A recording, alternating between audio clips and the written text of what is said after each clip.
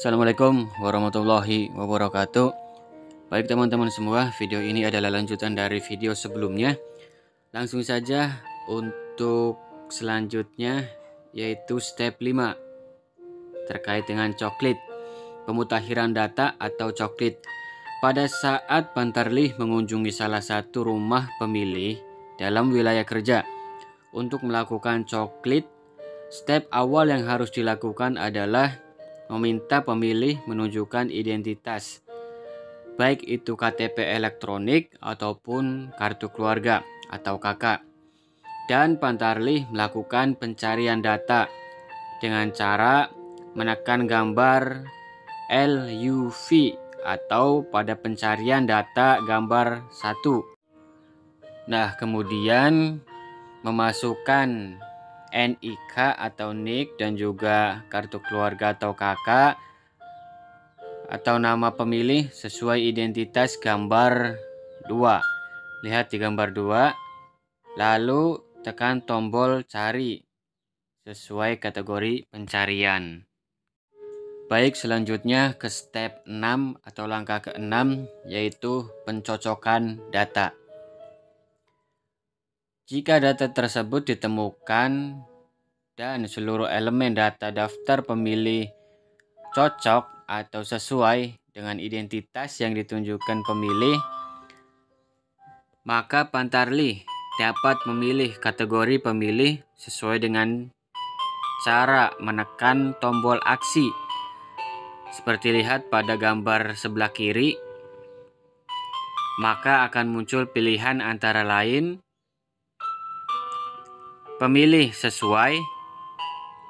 Nah, jika seluruh elemen data KTPL cocok dengan elemen data pada daftar pemilih, itu untuk pemilih sesuai. Kemudian pemilih tersaring.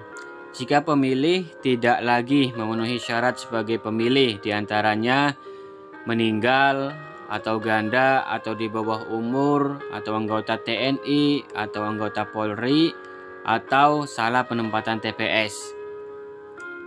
Kemudian pemilih ubah.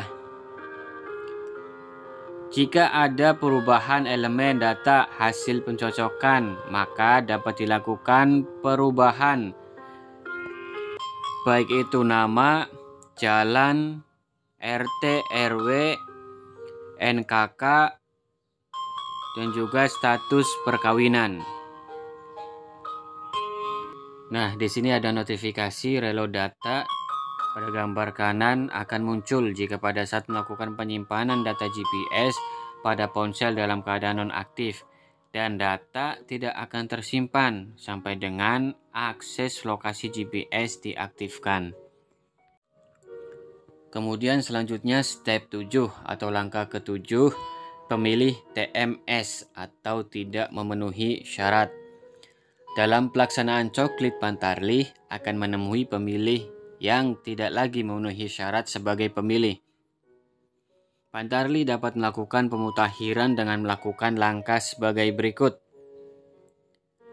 yaitu tekan tombol aksi, kemudian pilih kategori pemilih tersaring, kemudian pilih salah satu keterangan TMS pada pilihan keterangan yang sesuai, kemudian baru tekan tombol simpan. Nah, gambarnya ada di bagian ataupun di sebelah kiri, bisa dilihat. Ini sebagai gambaran saja, walaupun memang kelihatan kecil ya. Nah, sebelum melakukan simpan data, pastikan keterangan TMS sudah sesuai dengan ketentuan meninggal, yaitu jika ada pernyataan pihak keluarga atau jika ada akta kematian. Pastikan ketika meninggal ini teman-teman punya, yaitu akta kematiannya ya, bukti fisiknya. Kemudian ganda ini jika diketahui pemilih tersebut tercatat lebih dari 1 kali sebagai pemilih. Kemudian di bawah umur, yaitu jika pemilih tersebut pada tanggal 14 Februari 2024 belum cukup 17 tahun dan belum menikah. Selanjutnya berstatus TNI, yaitu pemilih yang menjadi anggota TNI. Selanjutnya berstatus Polri, yaitu pemilih yang menjadi anggota Polri atau Polisi Republik Indonesia. Selanjutnya salah penempatan TPS, yaitu pemilih yang terkonfirmasi terdaftar pada TPS yang berlokasi jauh dari tempat tinggal pemilih. Selanjutnya yaitu step 8 atau langkah ke-8, pemilih ubah atau ubah elemen data. Perlu diingat ada beberapa elemen data yang dapat dirubah dan tidak dapat dirubah, yaitu sebagai berikut. A. Dapat dirubah, yaitu alamat jika ada perubahan nama jalan, dusun, dukuh, dan sebutan lainnya. Kemudian juga RT jika ada perubahan di lapangan ya. Kemudian RW ini juga sama jika ada perubahan di lapangan. Kemudian status kawin dengan bukti dukung yaitu buku nikah atau akta cerai. Kemudian disabilitas yaitu jika pemilih saat ini mengalami disabilitas. Kemudian bagian B yaitu tidak dapat dirubah, yaitu NIK ya atau NIK, kemudian NKK, kemudian nama, tempat lahir, tanggal lahir, dan juga jenis kelamin.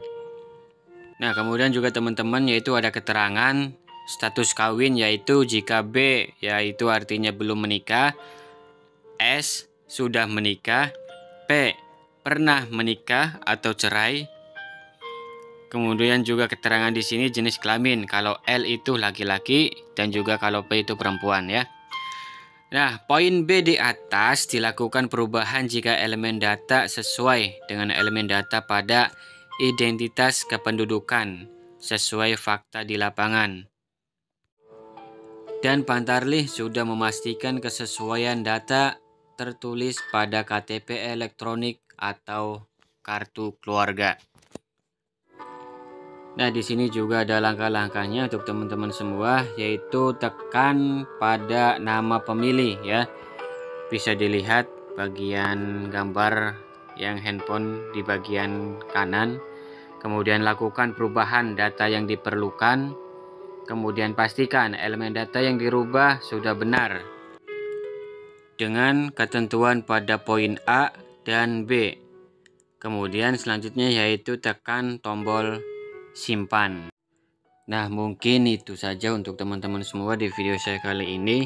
Sekali lagi video ini hanya sebagai bahan sharing, bahan belajar bersama.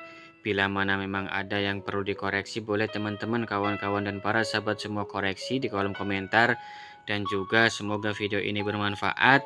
Ini masih ada lanjutannya, nanti saya akan bikin di part 3-nya karena keterbatasan dari memori HP saya sehingga video ini saya terbatas. Mungkin itu saja, mohon maaf bila ada kekurangan dan semoga videonya sekali lagi semoga bermanfaat dan jangan lupa subscribe. Itu saja, terima kasih. Akhir kata, wallahul muwaffiq ila aqwamit thoriq. Wassalamualaikum warahmatullahi wabarakatuh.